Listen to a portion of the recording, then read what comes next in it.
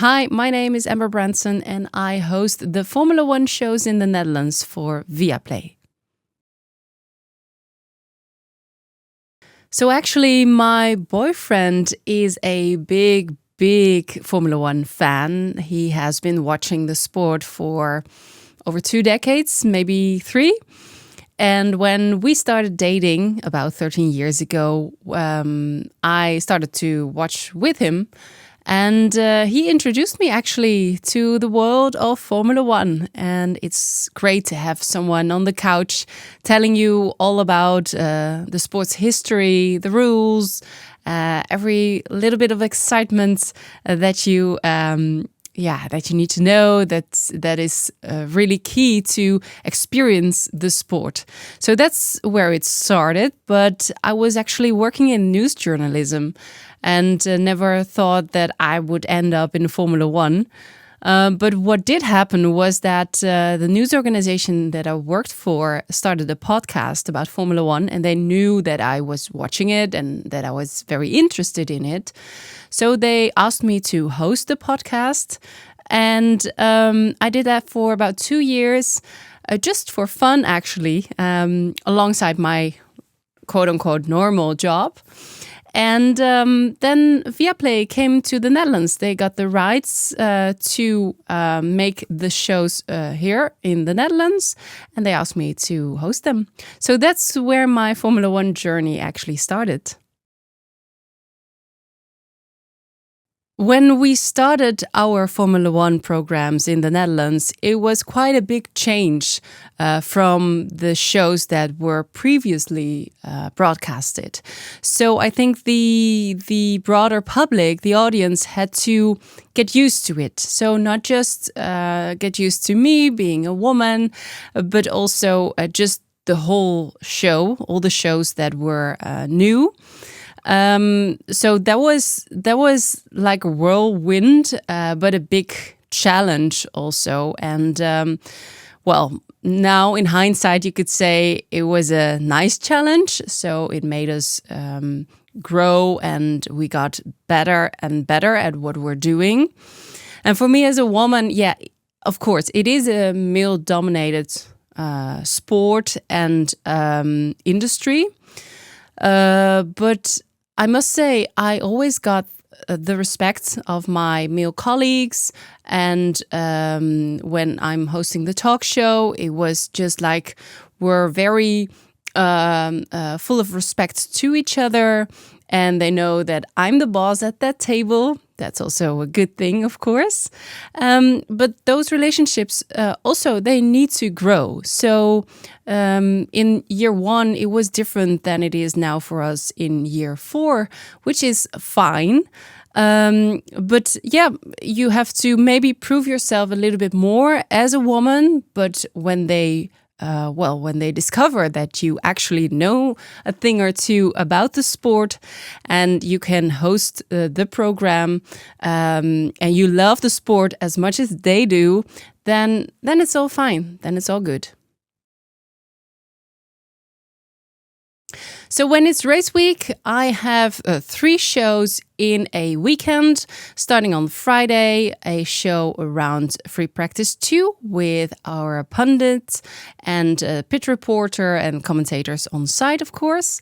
Then there's Saturday with the qualification pre-show, post-show, and of course, race day, Sunday, with also a pre-show and a post-show with 2 pundits.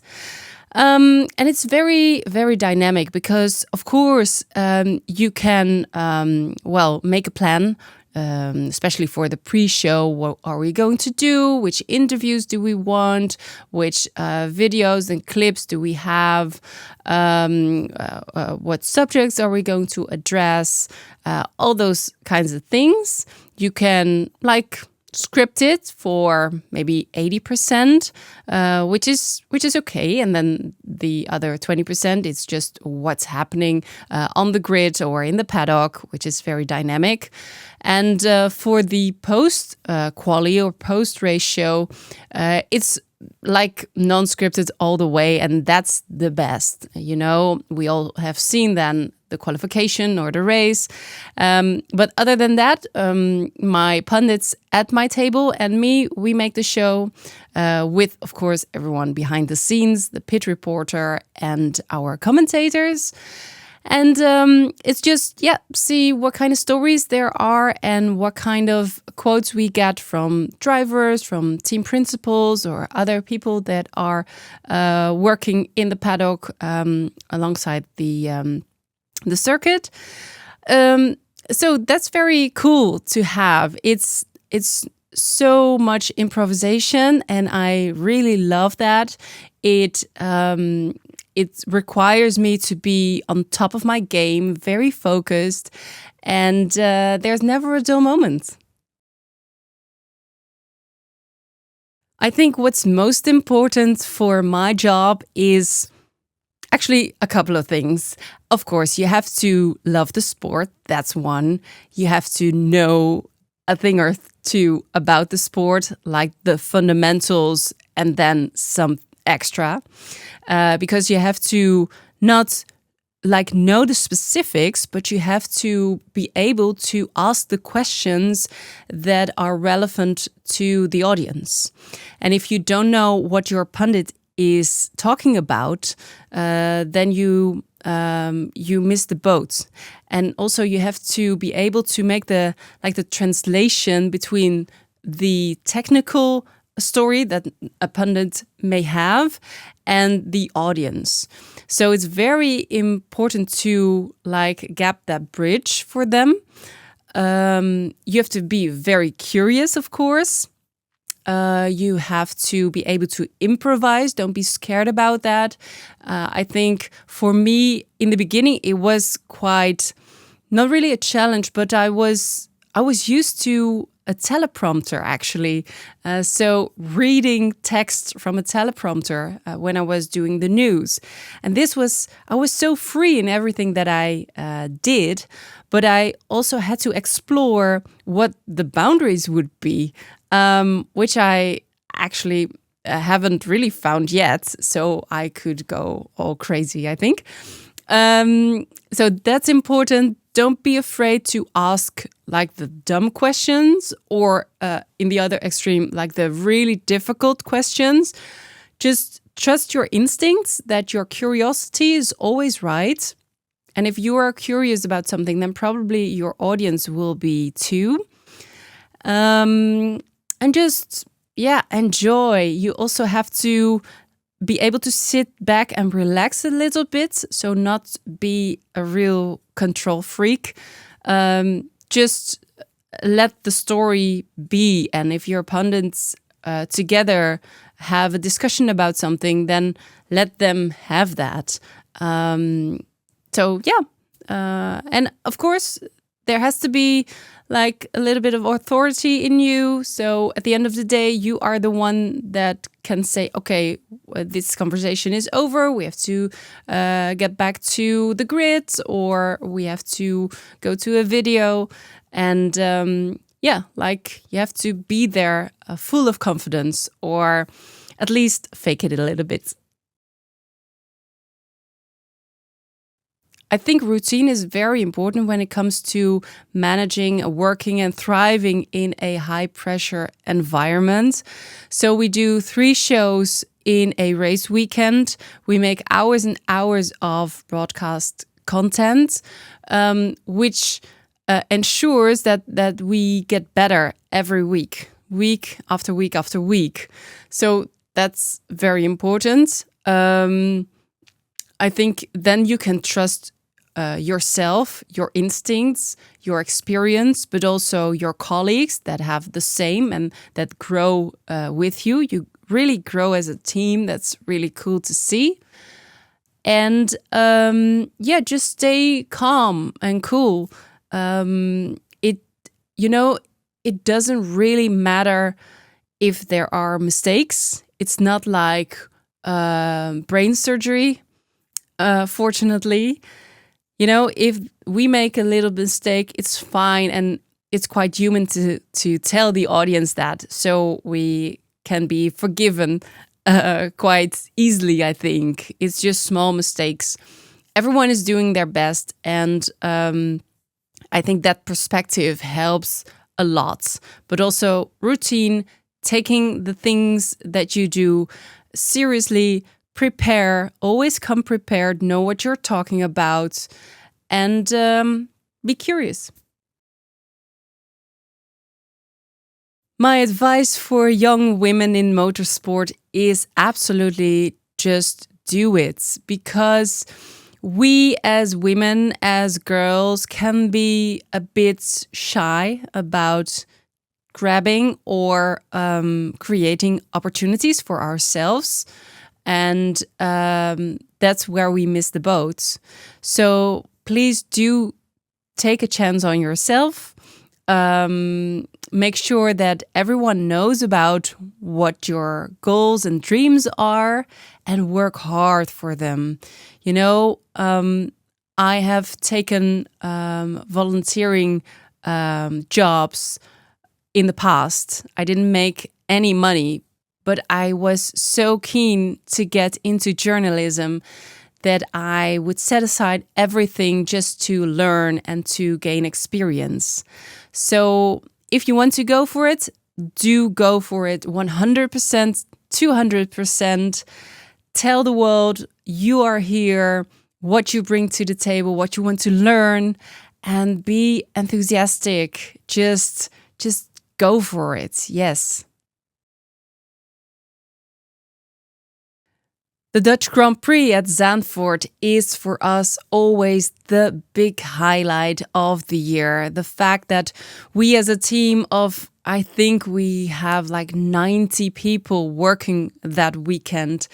It's all in for us. We are there, of course, at the circuit, also with our studio set up, with all the pundits that we have, the pit reporters, the commentators, myself, well, everyone is there, and everyone is so committed, and I love being there. The atmosphere is just phenomenal. The Orange Army is a bit crazy, but I love them so much. It's so cool. And this last Dutch Grand Prix, so 2025, I had the pleasure of doing the drivers' parade, interviewing I think that it was a top 9 of qualifying. It was just incredible driving on that truck around the circuit, seeing all those Formula One fans so enthusiastic, so happy. Of course, not cheering for me, but that's totally fine. It was just bizarre to witness. And then we got off in the arena with Max Verstappen, and I interviewed him also in Dutch, and the crowd went wild. It was just, those are the moments that I have to pinch myself a little bit. I'm so blessed to be able to experience this, and just having a great time. Collaboration and communication is key when making a show, a live show especially, because everything changes. It can be, well, there can be a crash, there can be yellow flag, red flag, safety car, big news about drivers leaving or coming in, or team principals that are sacked. It's so very dynamic, but you have to stay together as a team, and everyone has to know what we are going to do in the show. If everyone has his own plan, it doesn't work. So of course there's the editor-in-chief, and he communicates with me through an in-ear. I can communicate with him, and even during the show things will change, and that's the fun part of it, I would say, when things are going the other way than we had initially planned for. So communication is key. And after 4 years, also my pundits at the table, they know what I require from them. I know who they are. I know their characters. I know what I can ask pundit one and what I can ask his neighbor. So that's it's so easy to work together now because you know what everyone's strength is and how to work together. And it gives me so much joy and energy to do that with the whole team, because you can see me, you can see my pundits, and of course the pit reporter, but the show is made by so many more people that are working so incredibly hard. And I'm very proud of what we achieve each and every weekend. Formula One is constantly evolving, and so are we. We said to each other when we started this journey 4 years ago, we said, we know show one isn't as good as show 100. Of course not. It cannot be. It should not be. So the aim is always to be better than we were yesterday, and in a relaxed way. You know, it's not like you have to perform and you have to do this. No, but it's our internal drive to make things better out of love of the sport. You know, we want to make the best show possible, to create the best all-round experience for our audience. And that's what Formula One does, and that's what we at Viaplay also do. And always thinking about improving things, which is very exciting too. I've had various mentors during my career. Those people that give you a chance, they believe in you and they give you the strength and motivation to keep going, to make those mistakes that have to be made. And that's actually literally what one of my bosses had said when he put me on the radio. I was a newsreader back then on the radio. And he said, well, Amber, your first mistake is going to come. Don't be scared of it. Just embrace it. It will come. And when it's there, then that's it. And then you go on and nothing happens. It's fine.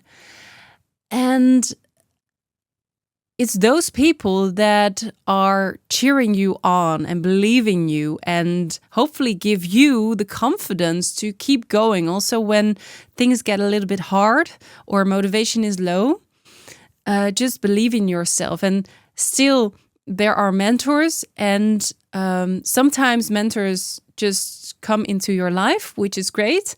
And sometimes you have to go out and look for them, which is sometimes even better, because you can pick them yourself. And for me, sometimes it's hard to believe that I'm a mentor or an example to young girls, but I do get a lot of DMs from young girls, students especially, that aspire to be on television or in Formula One or both, Formula One television. And when I have the opportunity, I always invite them to the studio for like a backstage tour, and they can ask me all kinds of questions. And I really get a lot of energy out of it. Of course, it costs me time, but it is also so important for young girls, young people, to get a chance, you know, and to get inspired. And it's like a goal they can work towards too.